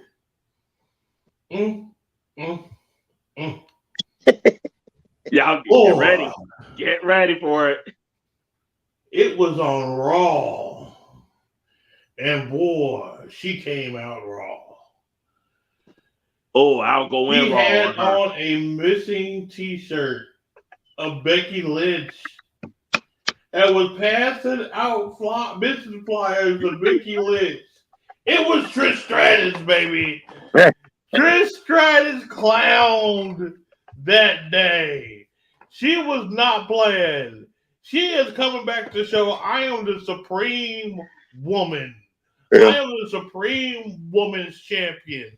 That t-shirt gimmick was off the charts. I'm sorry. And she's passing out flyers like, have you seen her? Have you seen her? Wait. Have you seen it? I was like, oh my God, Wait. hell no. Wait, Bobby. She played a little innocent heel to it. I know. I mean, it's like, man, Trish was this bitch. Why didn't she do this back in the day? I loved it. I'm sorry. I will admit I love the shirt that was on it too because it was form-fitting. But man, Thank you for joining us on FTW. I mean, I'm going to admit it. I'm going to put it out there. Yeah, I love the shirt too. But I'm sorry. I love to see the shirt on my bedroom floor though. But the Thank you for joining us on FTW. Wow. But passing out the flyers. Yeah. The missing flyers was off the charts. Top dog right there. Top props to Trish Stratus. She's showing her inner heel. I don't know if she went home and when she like semi-retired, she had a husband at the house. They took it all out on him. It's like, this is what I should do when I go back to the ring. Okay. Whatever she did, she need to keep doing it because it's on point. It's on Trish, point. whatever you're doing, it should be me. Thank you for joining us on FTW Future Focus. Hey, I ain't mad at Tony. I understand. She's my original Mandy.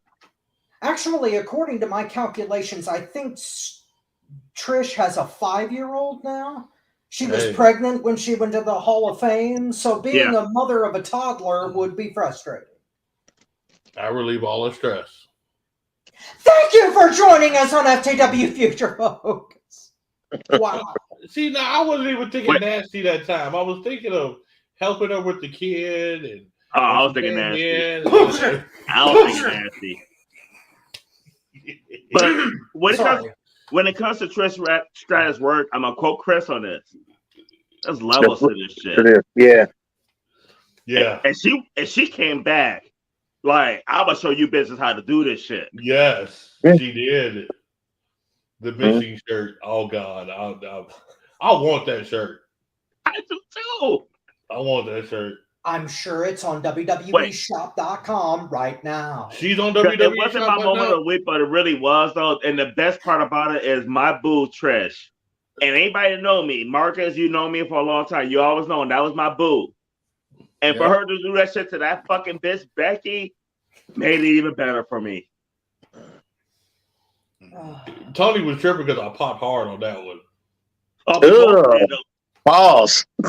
Yeah, really too much info. Man. Thank you for joining us on FTW. God damn.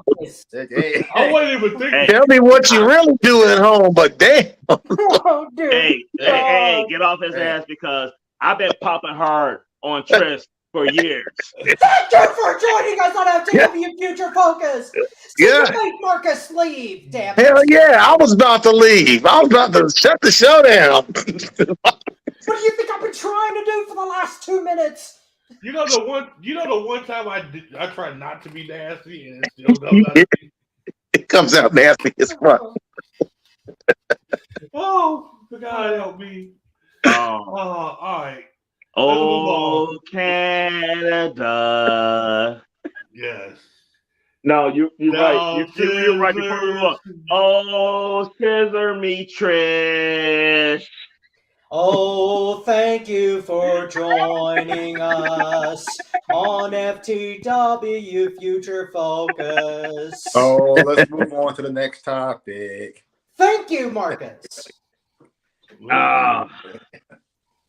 Let's shoot back to the subject there. We were talking about the next subject, which CM Punk. Oh, Collision is going to be an awesome day. I'm going to love this. It is properly termed. And as everybody predicted, Chris Jericho tried to sneak his way in there and try to get the number one spot to face Punk because he knows it's going to get the most attention. But there is someone else on the horizon. Mm-hmm. And that is Samoa Joe. Yeah. CM Punk is really wanting to do something with Samoa Joe, and I think it's vice versa. Do you think that this will be a better matchup for CM Punk's comeback? Or do you think because of all the politics, he should just go and get Jericho out of the way? Rob, go first. You're an AEW fan. I am. You suck. No, you kidding. Oh. Well, no, I'm the biggest AEW advocate on the show. Yes. So I'll take this one. Better you than me. Take it. Okay. Take it, Rob. Okay. The history Take is. it. Thank you for joining us on FTW Future Focus. I will not be taking anything but the subject. What about Rhea? Okay, I'll make an exception.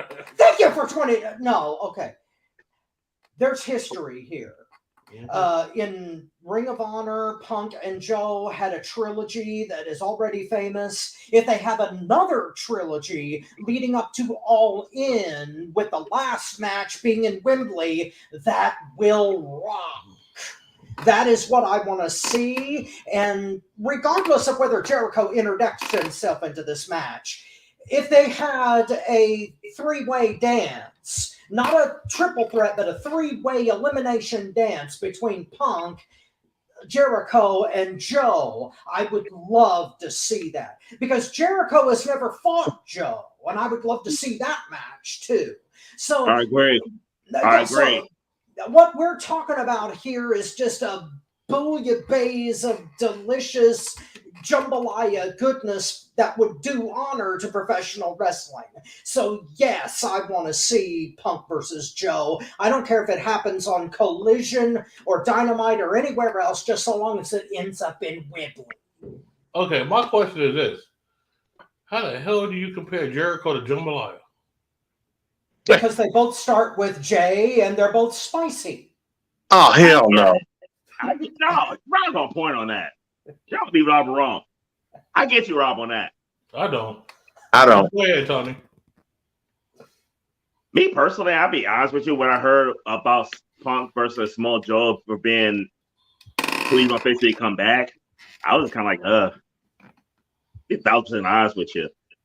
There's too much shit that's happened with the Elite. And honestly, there's too much shit that happened with him and Jericho. I like the realism. I like the legit heat. I'm waiting to see how they're gonna build that. But initially, and y'all know me, like I don't want them to split him and the Elite. I think that is money, and I think that's where they need to go with. But I like the drama in the match. Chris Jericho brings that drama. For Punk and Samoa Joe, I just feel like it's gonna be a good match. It's definitely gonna be a good match, but it's not what I want to see when he comes back. But all the bullshit that happened, everything, they need to jump into the bullshit. They're not jumping into the bullshit. I think that's where your money's at. And I really think that the bullshit is going to draw more money and more ratings and more interest than him and Samoa Joe. Not saying that him and Samoa Joe won't be a good program, but with everything that's been going on with Punk and the people against him, I want Punk to face somebody who's against him. I'm not interested in Punk coming back and facing one of his friends. I'm not. It don't pique my interest at all.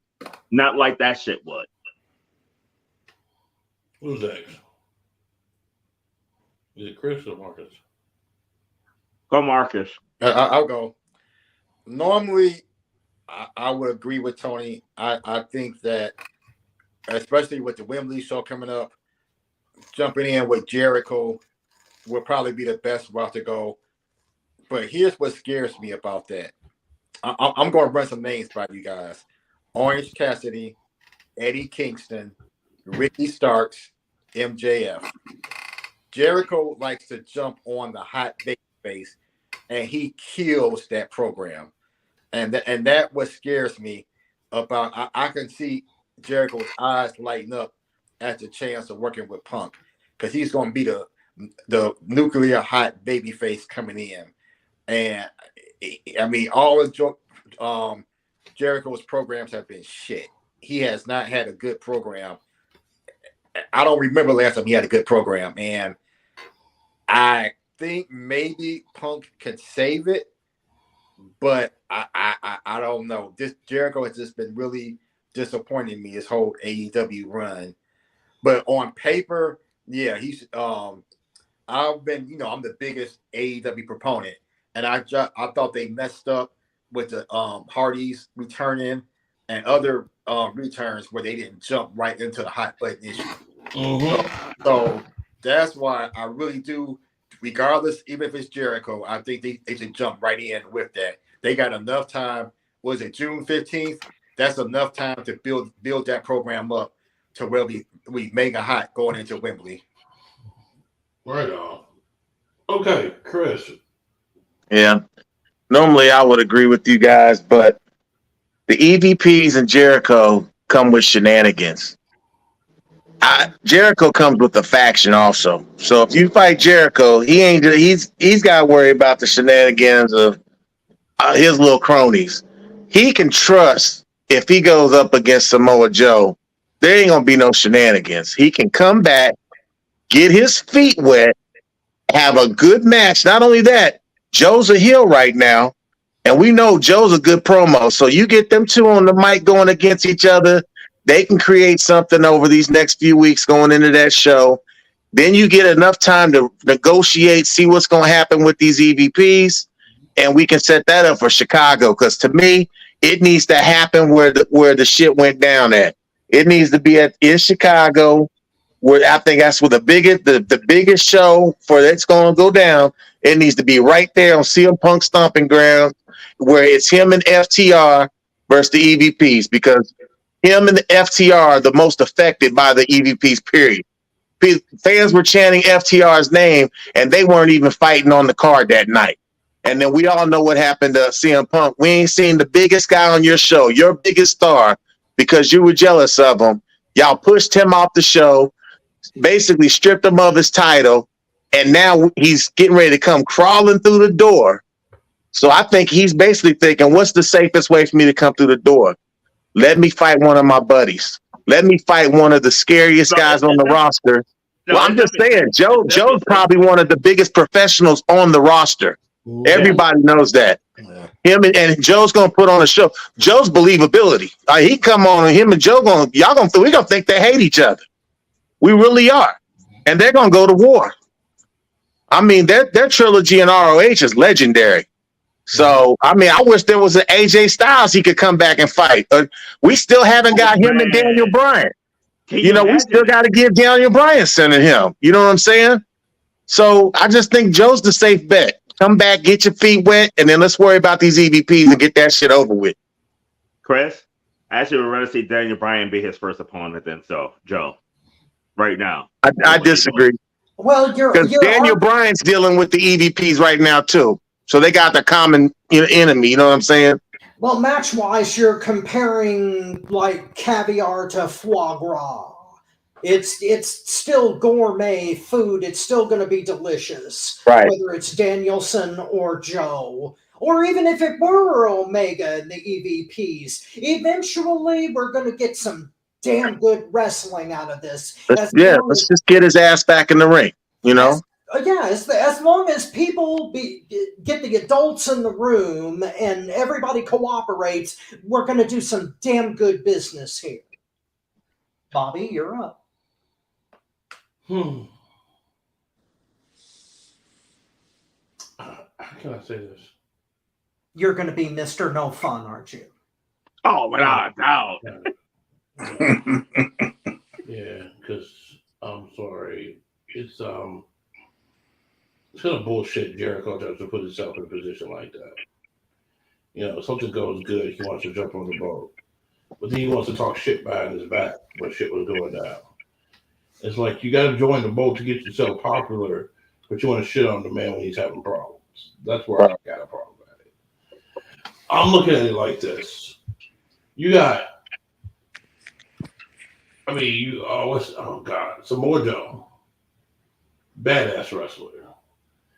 Good ass fucking character. Something that contradicts well with CM Punk. The promos will be off the charts between the two. This would elevate Samoa Joe to a higher level than he's already is. Jericho's a goofball. It's about him. It has nothing to do with wrestling. It has to do with his ego. As long as he can be on the right side, kissing ass, so he's burning than I am, he's all right. I think, honestly, CM Punk should tell Jericho to go stuff himself, and he should go ahead and have the match with Samoa Joe. And the reason being is because I believe that would sell him. Cornette said that they would take the Bucks versus a faction of CM Punk or something to fill up that stadium. I disagree. I think CM Punk versus Samoa Joe would sell out that stadium. I think they are the two that would bring that up. And it wouldn't involve the Young Bucks. It wouldn't involve, because they would always take credit. Well, I was in that match, so that's why it's so. I was in that match. That's why it's so. That's why I did that. No. Give me Samoa Joe. Because when it sells out because you announced that match, they have nothing to say. They have no proof. They can't latch on to anything. And think about it. The Young Bucks and Jericho are leeches. They latch on to anything to make themselves look good. That's why the Young Bucks want to keep power, and that's why Jericho kisses his ass so much. I do it with Joe and sell out the stadium just to show Young Bucks, Jericho, you are not the man here. I am. Because when I pick somebody, it works. When you do something, 200 people, 1,000 people turn off the TV. Facts. Okay, here's some more facts, though. This is how I look at it. It doesn't matter who you put in the ring with CM Punk. CM Punk get announced for that card is going to be a sellout. It could be Samoa Joe. It could be Chris Jericho. It could be Kenny Omega. It could be Will Ospreay. It could be Sonny. It could be that Sonny, the little gay guy, the Sonny Kiss. Yes. No. CM Punk gonna sell at that stadium no matter who he wrestles. No. I agree with you. My point is the reasoning behind it and the credit behind it. The Bucks will always say, well, I was on the card. That's why I sold out. I had a part in that. If there are no way involved in the match of his, and you see where it's going now, it's 60,000 tickets sold, which is tremendous. Yeah. But those 60,000 would have still bought if Mm-hmm. CM Punk was already announced. So whatever they get from when he's announced on is CM Punk. That's what I mean. They're gonna sell out because of Punk. It don't matter who he faced. Okay, I know I'm agreeing with you, but I'm talking about the reason behind it. You know what I'm saying? Think about this. If Young Buck is part of that match, the Young Bucks are going to try to say, well, they were the reason that it sold out. If you don't put them in the equation, they'll never be a factor.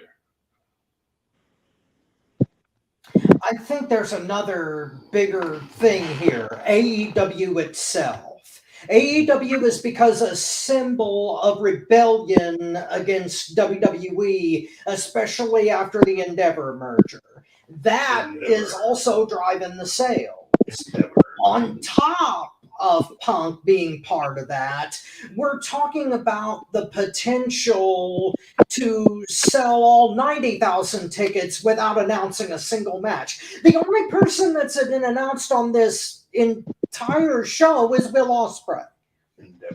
And Will Ospreay is an excellent athlete in and of himself, going through the forbidden door here. He's also a UK favorite, but still, we're not talking about just one individual selling out this place. We're talking about the symbol of protest. Endeavor. Exactly. No, but here's the thing with like ticket sales. We're in an era right now where like matches don't sell tickets. Endeavor. The cars are sold out. Tickets are sold before you know what's going to go on. Endeavor. All out in Chicago, All Out Forbidden Door, we all went to that. A lot of us here went to that. Yeah. We had no idea what we was going to see. No endeavor. Excuse me. Yeah, that's true. But I think after. Granted, though, and I'm speaking for myself, though, which is why I said, like, it don't matter who CM Punk faced. I went to Forbidden Door and All Out on the hopes to see CM Punk. I didn't give a rat's ass who he faced. He could have faced Barry Horowitz, and I would have fucking marked out. Well, Tony, wow. you did. Tony, that's bringing the name back. Yes. But can I make a point real quick, though? Sure. The EVPs always help their friends. Why can't CM Punk elevate one of his buddies for once? Never. Shit, let him help. You know, hey, Samoa Joe's my boy. Let's do a main event and win together. I get what you're saying though, but for me though, I want somebody that he has heat with, like somebody that you know, like you already know. Like, I got you. They don't have to build nothing with like if he faced Jericho. They don't have to build nothing if he faced the EVPs. You gotta make me believe. I mean, and not saying they can't but you gotta work the program to make me believe them two hate each other. Well, you don't have to work that for me with the other one. When you think about it, you don't have to build a whole lot with Joe either, because everybody remembers the trilogy. That's an AEW fan anyway, and there's a lot there that they can build off of, especially if they make it out that Joe gets on Punk and blames him for the brawl out. Yeah. If they play it that way. No, they had to play it right. Jericho don't deserve shit either. For all I know, he does these little things so he can get these matches. Yep. That was what Bobby was saying. Yeah, he kisses more ass and should be browner than I am. I'm just saying. It's the truth. Jericho's a piece of shit. I see what WWE did want to know. On the real. I think WWE did still want him. They were trying to get him to break his contract and go back. Well, you know what? If he does, he'll just end up getting steamrolled by Lesnar the same way Cody did. I hope so. Run his ass. That's the one time I would cheer for Lesnar. Oh, feeding Jericho. Yes. Suplex City all day long, direct flight. Fucking wild-haired motherfucker. Anyway. To the ninth and final installment. Oh, boy. Here we go. Jon Moxley wants to run his damn mouth to Sports Illustrated and says, if you dislike the Young Bucks, you dislike yourself. What? Yeah. Let me say this again. Yeah. I quote to Sports Illustrated, Jon Moxley Gould says, and I quote, if you dislike the Young Bucks, you dislike yourself. End quote. I'm going to be proud to be first on this one. Thank you for your moment of comfort there. Thank you for joining us on FTW. He's not going to thank for people joining this when I get that one doesn't count. I was just saying, we're 18, but that don't feel like that doesn't seem like December 19. No, it doesn't. That was just hold on. Let me get my popcorn ready. Get it. Get the butter. Mm-hmm. I must dislike myself. I don't love myself. I'm ashamed of myself. Because I don't like I don't know what to do. Oh my goodness. But this comes from a man that jumps through glass, that goes through chairs, wrapped that in barbed bleeds, wire. wrapped in barbed wire, that bleeds all over the place. Like he couldn't control his kidneys and pissing all over the place. who couldn't act in a match or do any type of role in a match to tell a complete story without having barbed wire, screwdriver, tape, two-pack glass, whatever the hell you said, light tubes, something like that, so people don't pay attention that he sucks. Rather than being said, ooh, he went through a chair. Ooh, he went through through some lights. Ooh, he hit the barbed wire. Oh, somebody stabbed him in the head with a pizza cutter.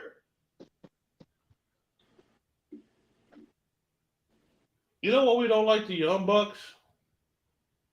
It's the same reason we don't like you. It's because you suck. The difference between you and the Young Bucks is, and what makes you actually lower than the Young Bucks, is you had a damn good trainer. I know your trainer. We've had him on one of our shows. He's wrestled on one of our live shows. At least the Young Bucks' excuse is they didn't have formal training. You did. And you have the nerve to sit up here and say that we dislike ourselves because we call off the bullshit that the Young Bucks have done since they've been in AEW, the bullshit matches that they have performed not following formal tag team rules that you were trained under. You have lost every sense of sensibility that you were in when you were in the Midwest and you were facing a CM Punk in the independents, when you were facing Daniel Bryan right here on Shelby Street at the Salvation Army gym. You think I don't remember those? Those matches got me wanting to be where I'm at right now. And you gonna slap me in the face because you forgot the traditions? You forgot what it took to be in that damn ring? And I can criticize because I've been through the same training that you have? But you have the nerve to tell me I don't like myself because I don't like your buddies and I don't kiss up to them fucking shrimps?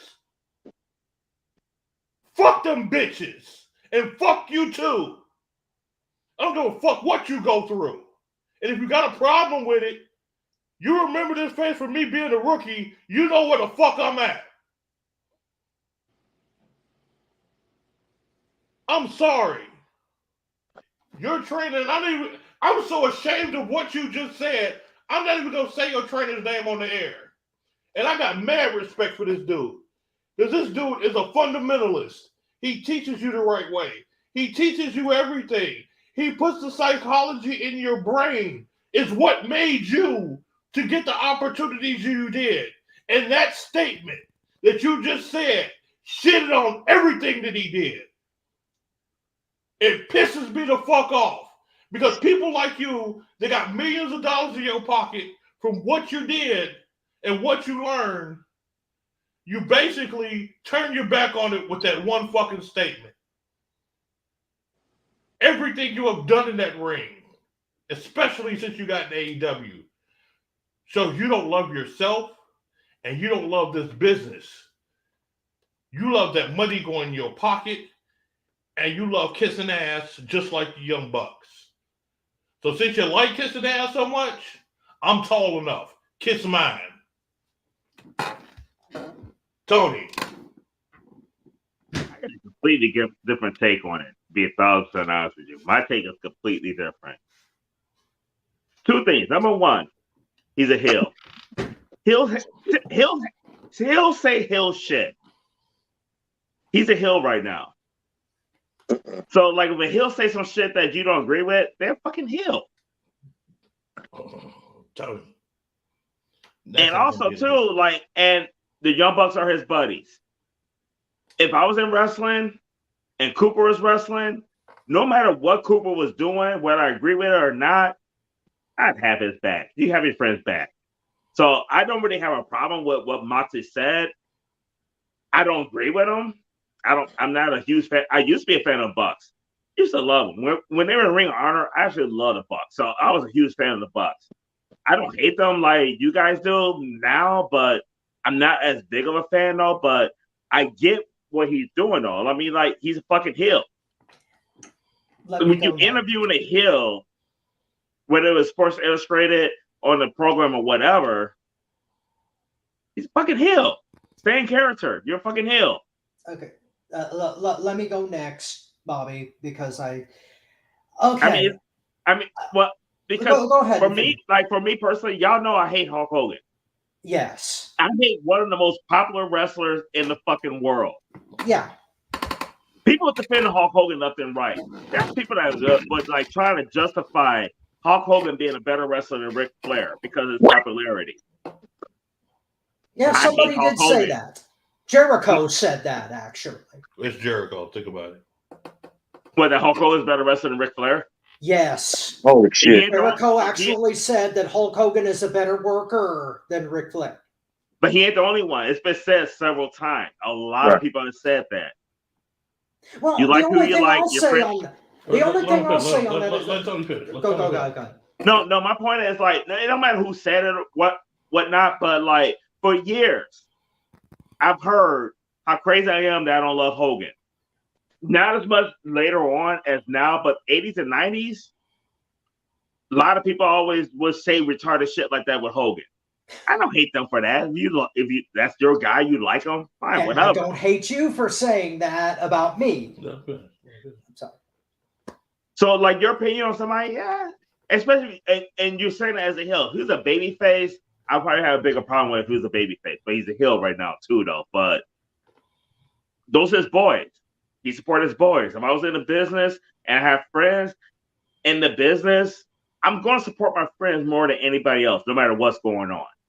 Like I said, if I was a wrestler, Cooper's a wrestler, and Cooper's doing the exact same shit the Young Bucks are doing, and I'm in the business, I got his back, whether I agree with it or not. I might tell him he's a piece of shit and he's a dumb motherfucker off camera. But in front of the camera, especially on the hill, got your back. Okay. But what Moxley did has been done for decades in this business, though. Okay. First of all, I have to address that Bobby is legitimately upset with Moxley.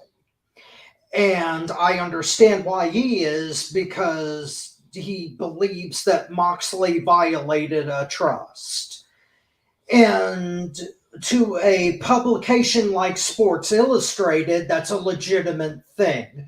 Heel or face, he shouldn't have interjected himself into that argument. That was an unprofessional thing to do. And into every life, some stupidity will come. And it was stupid as hell for Moxley to say that, even if it wasn't a shoot. Now, what you just heard from Bobby just now was 100% shoot. And that's how you do that, and I have to give the man credit for it. Now, you understand how good the mastermind was in the ring and how good he can cut a promo based on what he just did. Now, as far as Moxley goes, I understand why he said that about the Bucks. He's trying to stay in good with his boss, and that's his business, but it was a big breach of etiquette. He absolutely had no business getting involved in that whole conversation, even if he wasn't shooting, even if he was being kayfabe. It's a bad enough situation already. He shouldn't have interjected himself into it. It was unprofessional conduct, and Bobby is right about it. Chris, go ahead. Well, I thought he was shooting from the hip directly to CM Punk, especially with CM Punk coming back. We all know about him squashing Punk and them disagreeing and Punk looking at Tony Khan and saying, I'll do it. Is this what you want, boss? Moxley wasn't even under contract, and they were scared he was going to take that belt to WWE with him. He even said, I could have took the belt to SummerSlam? He said, I could have took the belt with me and went to SummerSlam. I wasn't under contract. And he had the title. So we know that was part of it. We also know the three guys that have been protected by the EVPs are Chris Jericho, who was the first AEW champion. Who did he fight for that title? Hangman Page, who started all this shit by going into business for himself, which caused Punk to do the scrum.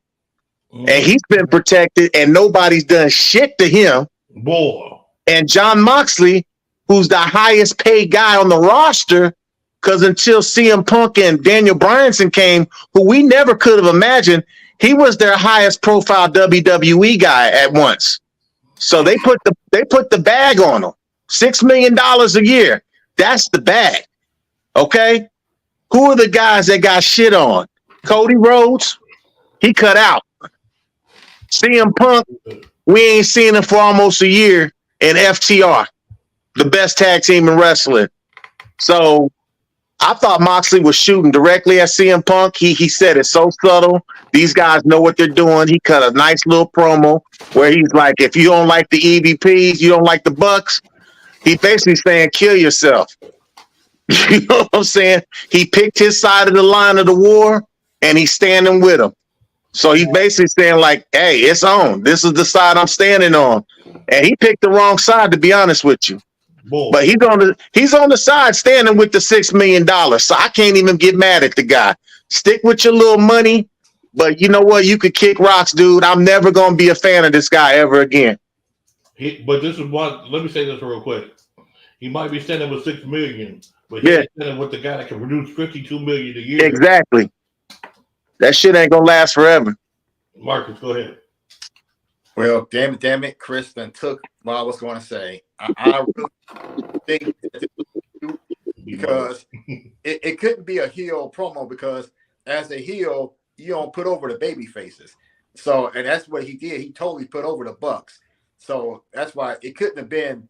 Okay, that's a good point. Cause I don't look at the Bucks as baby faces, but you're right. Well, he's going against the Elite. So in this role, they're baby faces because Moxley is without question heel right now. Okay, you're right. You're right. Like I didn't even think about that part. I don't look at them baby faces, but you definitely right about that. Right. So I think this was a complete shoot, and I think I don't think it was geared toward the fans. Period. I think this was straight. This was definitely a bullseye target at Punk individually, saying you don't like yourself because you don't like my boys. And I don't really understand why he really even needed to take a side. I mean, you just signed a new contract, and you're the highest paid wrestler. So I think he should just stay out of this. Right. Is what I think he should have been doing. But I mean, as everybody knows, as fans, every wrestler pretty much says, all they want is they don't care if you like them or hate them. They just want the reaction either way. So that's why I really don't think Moxley was talking to the fans in general. I think this was directly toward CM Punk, period. That's who he was talking to. He's drawing his lines in the sand, and it's like, hey, shots fired. Here we go. Yep. That's what I think. Can I say something real quick? Mm-hmm. Yeah. Not Chris, but Marcus. Damn. Yeah. Marcus on point. Yeah. Marcus on point. Hey. Let me say this. I probably had a different answer. I would have went after Marcus. Let me say this. Marcus said the same thing. I said the same thing basically. The only part we disagree with is you think he wasn't talking to the fans. You think he was talking just to Punk. I believe he was talking to the fans and Punk. And the reason being is because if you don't get the fans of Punk, it don't matter what you say to the man. He's trying to make the fans feel bad about cheering for Punk. That's where the nucleus comes in too. It's a two-sided coin with this dude. He think he's slick, and it pisses me off that you gonna sit up there. I tease Rob. Okay, I tease Rob because he likes the Young Bucks. That's why I fuck with him. Oh, I You know what I'm don't saying? like the Young Bucks. Yeah. He loves the Never Young said Bucks. that. He loves the Young Bucks, doesn't he? Yeah. He loves them. Bullshit. It's okay, Rob. It's okay. He supports AEW. He supports, Yes. So I tease him because of that. It ain't like I got real hostility towards him. I fuck with him because that's my boy.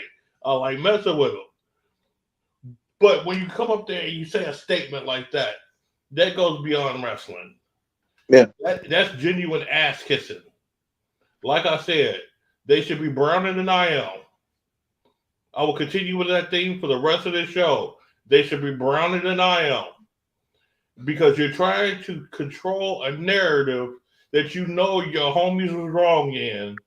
And instead of saying, look, Hangman was wrong, we shouldn't have did that.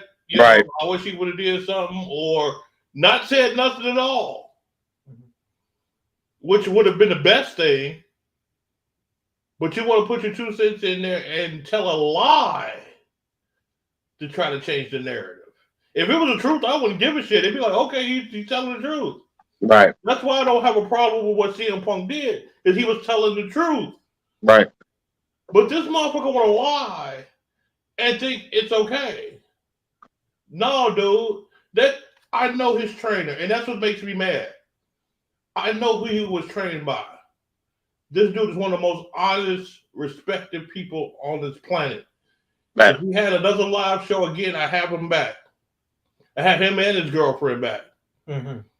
Mm-hmm. You basically shit in his face by doing that. I mean, bent over, pulled his pants down, pulled his underoos off, because he ain't wearing drawers, he ain't wearing boxers, he got underoos on. And shit in that man's face. Yeah. And that pisses me off more than anything, because that man is a good guy. He does not need one of his wrestlers out there that is well known misrepresenting the way he trains. Saying that on Sports Illustrated was just unprofessional, uncalled for, and he didn't need to pick a side in that argument because it wasn't his. Right. Bottom line. That's what they do now. They get a mic in front of them and they say whatever the hell they want to say. Well, out of every mouth, stupidity will fall. But see, they're going up against one of the best on the mic, and that's CM Punk. And that's what I don't understand. Why did they keep poking this dude? They keep poking this man. Hold on, let me answer that question. Don't poke Let the me answer bear. that question. Let me answer that question. They're trying to make him so mad till he does something to them and they kick him out. That's what they're trying to do. They're trying to piss him off so bad till he fucks one of them up so bad. Yeah. We can't have you here no more, man. We can't do that, bro. We can't do that. Or he comes off with a promo so harsh. Oh, we can't do that, bro. We can't have you here, And then they skating off lollygagging. He's got his $6 million. He can retire to Roxy Gold or whatever her name is, Renee Roxy Gold, and live a lavish lifestyle and know, hey, I got CM Punk out. Bobby, here's a crumb of comfort for you. A crumb of comfort. CM Punk, number one, is not stupid enough to take that bait. Number two, Tony Khan is putting him on a separate show so he can have his cake and eat it too. Man, so there's a pipe bomb coming. That's all I know. Hold on. All I know is the man is helping to make $52 million. After all this, CM Punk should get 10% a year as a bonus. Yeah. Because guess why? You wouldn't have this show if I wasn't here. Yeah. If 90,000 people show up in Wembley Stadium because of him, yeah, damn right, he should get 10%. Just for getting the show. Does not count Wembley Stadium. I mean, the show itself is worth $52 million a year that he's profited. Damn. I mean, and guess why? Because they won't see him Punk. Re-signed with Warner Brothers Discovery. Yeah. Shit, Moxley's getting over 10% of that. No, Moxley shouldn't be getting shit. I'm saying $6 million is over 10% of $52 million, if that's the profit. No, he's getting not Rampage, but Dynamite money. Dynamite. This still deal get with $6 million, CM Punk has nothing to do with Moxley. Oh, okay. Yeah, but the money that Collision can make, that's Tony Khan money. Like, I thought they contracts were pretty much what y'all make it, no matter what the show but brings. but the thing is, the basis of them getting that money is because of CM Punk. Well, and because of the controversy too. We're talking about cumulative stuff of the last 5 years.